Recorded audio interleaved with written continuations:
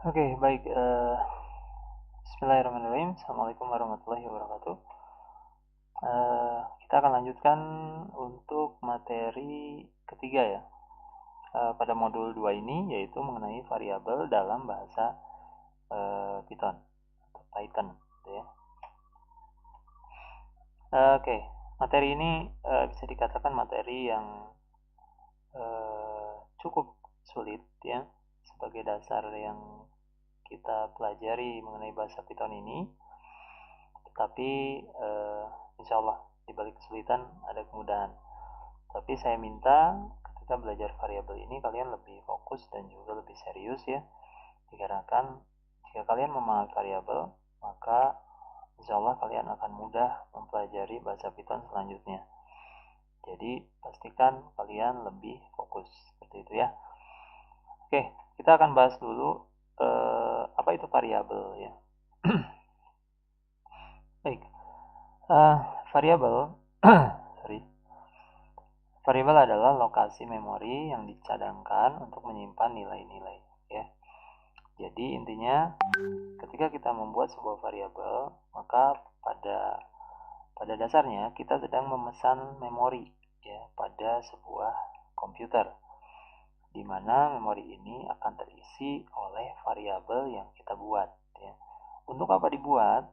Variabel ini dibuat untuk menyimpan nilai-nilai ya. Nilai-nilai ini bisa berupa teks, bisa berupa angka ya. Seperti itu. Oke, variabel menyimpan data yang dilakukan selama program dieksekusi ya. Jadi variabel ini menyimpan data yang dilakukan selama program dieksekusi. Jadi seandainya program tidak dieksekusi, maka variabel ini tidak akan menyimpan memori atau menyimpan data gitu ya. Karena dia sebagai cadangan saja gitu. Jadi dia menyimpan sebagai cadangan penyimpanan. Dia akan akan menyimpan data tersebut jika program tersebut dieksekusi atau dijalankan. Oke. Selanjutnya, variabel dapat menyimpan berbagai macam tipe data ya. Tipe data ini nanti kita akan bahas tersendiri ya, di mana ada teks, angka, dan dibagi-bagi lagi ke dalam beberapa tipe data. Oke, di dalam program Python, variabel mempunyai sifat yang dinamis. Artinya variabel Python tidak perlu dideklarasikan tipe data tertentu, dan variabel Python dapat diubah saat program dijalankan, seperti itu. Jadi dalam bahasa Python ini lebih mudah ya.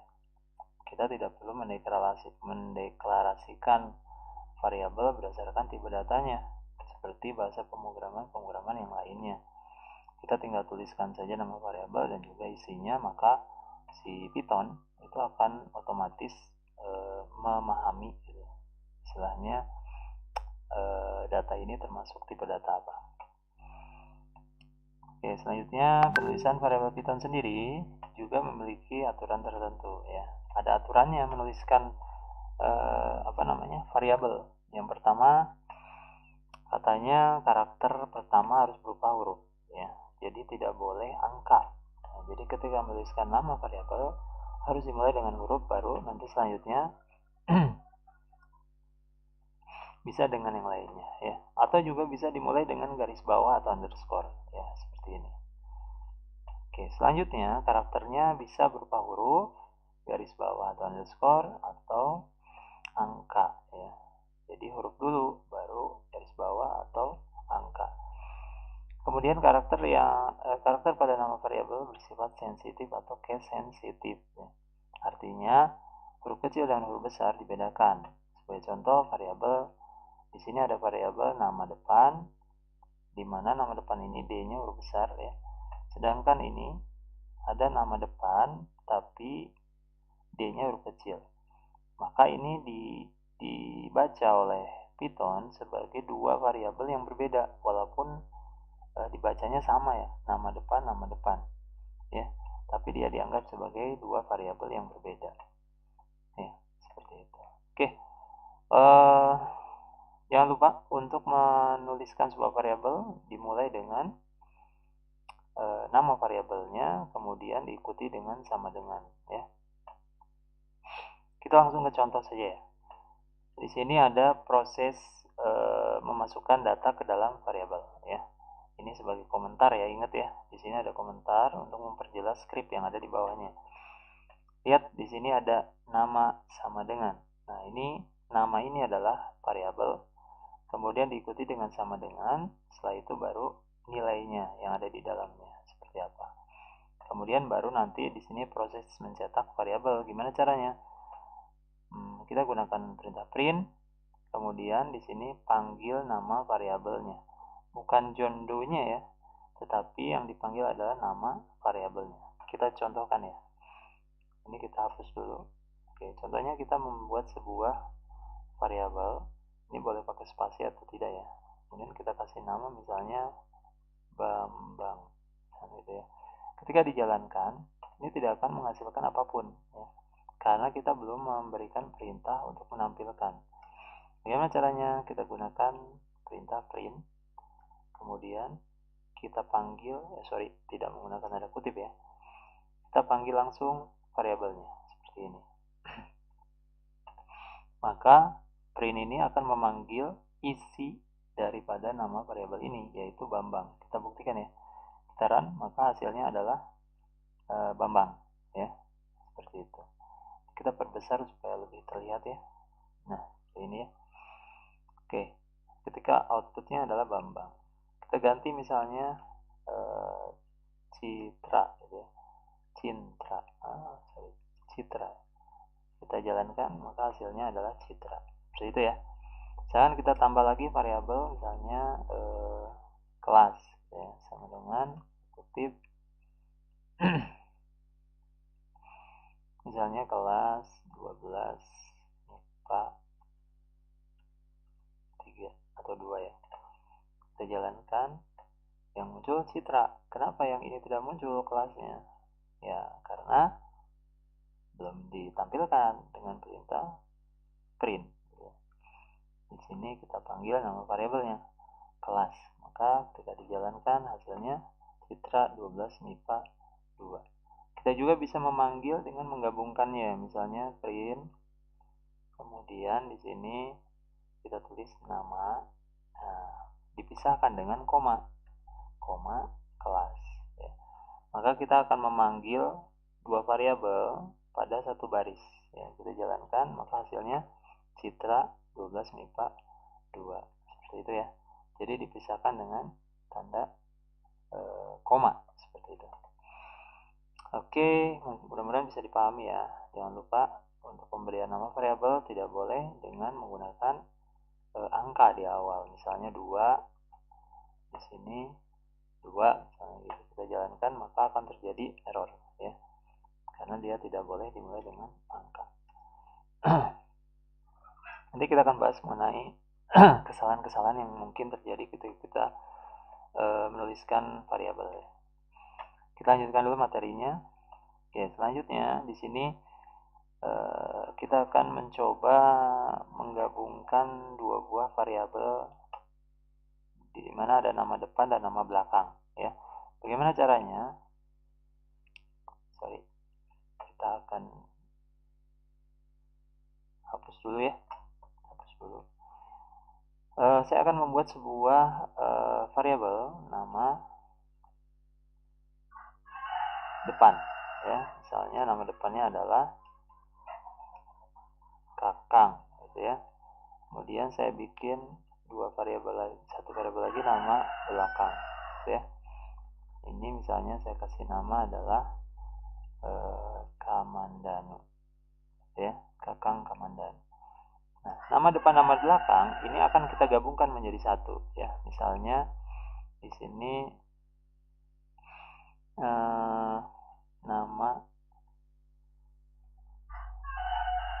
nama lengkap gitu ya, sama dengan nih. Maka di sini kita gabungkan nama depan ya ditambah nama belakang. Nah, jangan lupa di sini kita kasih kita lihat dulu, Oke, tidak perlu ya. tidak perlu tanda kurung ya, dia bisa langsung di sini, di mana nama lengkap sama dengan nama depan ditambah nama belakang. Pastikan nama variabelnya sama ya. Oke, ketika ini dijalankan maka belum ada hasil apapun karena belum ada yang ditampilkan. Sekarang karena nama lengkap ini sudah berisi penggabungan nama depan dan nama belakang, maka kita tinggal panggil print ya, kurung buka, nama lengkap gitu ya. Oke, nama lengkap ini berisi apa? Berisi nama lengkap yang ada di sini, yaitu penggabungan antara nama depan dan nama belakang. Kita coba ya, kita lihat ya, Kakang Kamandanu ya. Jadi nama lengkap ini berisi dua nama yang digabungkan dengan tanda plus ya. Tanda plus ini fungsinya untuk menggabungkan dua buah variabel menjadi satu kesatuan ya. Gitu. Oke, seperti itu. Kemudian apalagi? Oke, kita juga bisa menggabungkan dengan menggunakan teks ya. Misalnya di sini, ini kan misalkan tampilannya seperti ini kan kurang bagus ya. Oke, caranya gimana? Kita bisa menggunakan perintah print, kemudian di sini misalnya kita kasih nama lengkap saya adalah gitu ya. Nah, maka di sini kita tinggal panggil saja nama lengkapnya, nama lengkap seperti itu.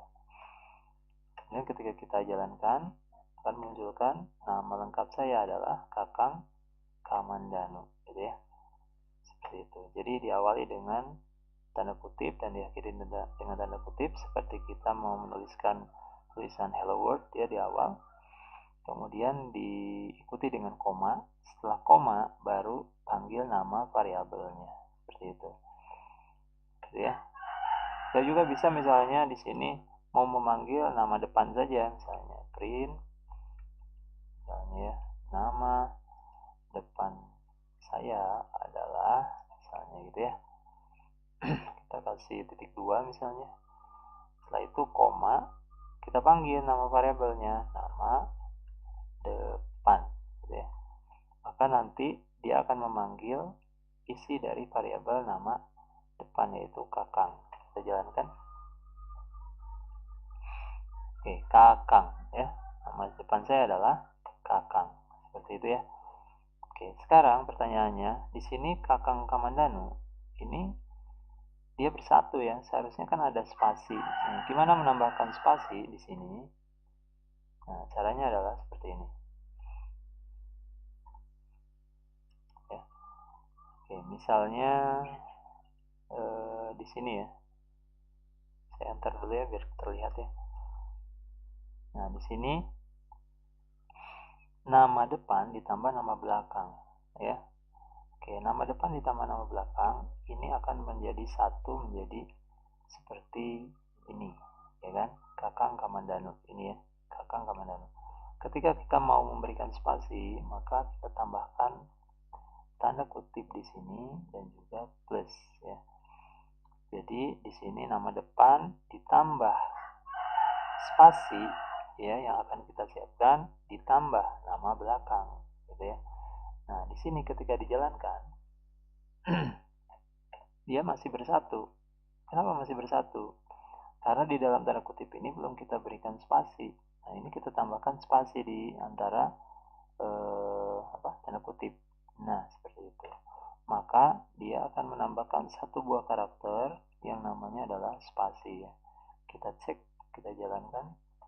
Nah, maka di sini Kakang Kamandanu akan ada spasinya. Jadi fungsi dari tanda kutip di dalamnya ada spasi itu untuk memberikan spasi pada hasil ya. Oke, kenapa yang bawahnya juga berubah? Yang mana ya? Kita lihat ya. Nah, ini pun berubah kan? Ya, nama lengkap saya adalah Kakang Kamandanu. Kenapa? Karena nama lengkap sudah diganti dengan isinya seperti ini. Maka ketika kita dipanggil nama lengkap dimanapun, hasilnya akan tetap sama seperti itu. Begitupun dengan nama depan ya, ketika misalkan diganti, otomatis hasilnya pun akan berubah seperti yang kita ganti di bagian variabel ya, isi variabelnya. Ya, mudah-mudahan bisa dipahami ya. Kemudian kita juga bisa menambahkan slash n ya. Backslash n mungkin. Ini buat apa? Nah, nanti kita akan belajar ini untuk pindah baris ya. Pindah baris. Contohnya misalnya, saya mau bikin di sini ya. Saya buat komentar dulu di sini. Ini adalah biodata. Misalkan ya. Di sini saya mau buat misalnya nama, misalnya Jajang ya.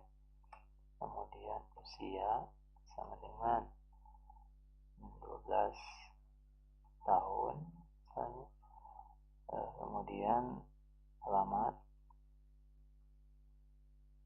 di sini misalnya Bandung Barat. Oke, saya ingin menampilkan ya, print, kemudian di sini di sini nama ya. Kemudian saya panggil juga usia dan saya panggil juga alamat ya. Oke, ketika dijalankan maka di sini akan ada Jajang 12 tahun Bandung Barat ya. Dia ditampilkan sejajar kan, Bandung Barat nih ya. Oke, saya kasih garis dulu biar melihat ininya ya, perbedaannya. Saya kasih garis dulu seperti ini ya, saya jalankan. Nah, seperti itu. Jajang 12 tahun Bandung Barat ya. Nah, saya pengen Jajang ini setelah Jajang 12 tahun dia berada di bawah, enter ya. Kemudian Bandung Barat pun berada di bawahnya. Gimana caranya? Nah, maka setelah nama ya, ini kita tambahkan tanda kutip koma ya. Kemudian di sini juga kita tambahkan tanda kutip koma. Nah, di dalam tanda kutip kita tambahkan namanya backslash n ya. Dalam tanda kutip kita tambahkan backslash n. Nah, backslash n fungsinya untuk apa? Dia fungsinya adalah untuk pindah baris ke bawah. Jadi setelah nama pindah baris, kemudian usia pindah baris, baru alamat. Kita buktikan. Ya, Jajang 12 tahun Bandung Barat ya. Dengan menggunakan backslash n seperti itu. Misalnya kita mau tambahkan di sini tulisan pun bisa ya, kutip koma. Di sini misalkan biodata saya, sama gitu ya, tik 2. Nah, maka ketika jalankan biodata saya Jajang. Nah, kenapa dia Jajangnya di atas? Karena kita belum memberikan enter di sini. Maka kita tambahkan di setelah biodata, kita kasih backslash n. N gitu ya. Seperti itu. Ingat, backslash n ini dituliskan di dalam tanda kutip ya. Backslash n ya. Ketika dijalankan maka biodata saya adalah Jajang 12 tahun Bandung Barat. Seperti itu ya. Itu untuk pindah baris ya. Dan yang terakhir kita lihat, oke. Ini adalah variabel dengan nilainya angka ya, angka. Untuk angka kita tidak menggunakan tanda kutip ya. Untuk menampilkannya masih sama. Kita coba ya. Di sini saya kasih print. Kemudian saya kasih ini ya, untuk penanda saja. Kita jalankan. Nah, dan di bawahnya kita akan buat ya. Ada dua buah variabel, misalnya angka 1 sama dengan 23, angka 2 misalnya sama dengan spasi ya biar rapi. Kemudian misalkan 50 ya. Nah, kita tampilkan ya, print kurung buka kutip misalnya angka 1 adalah ya. Jangan lupa setelah tanda kutip koma, kemudian angka 1 gitu ya. Kita jalankan. maka akan muncul angka 1 adalah 23 ya. Angka 1 adalah angka 1, yaitu variabel yang ini, angka 1 isinya berapa? 23 ya. Kemudian saya koma, saya mau pindah baris ya. Pindah baris berarti saya siapkan dulu tanda kutip. Setelah itu baru backslash n. Nah, maka itu pindah baris.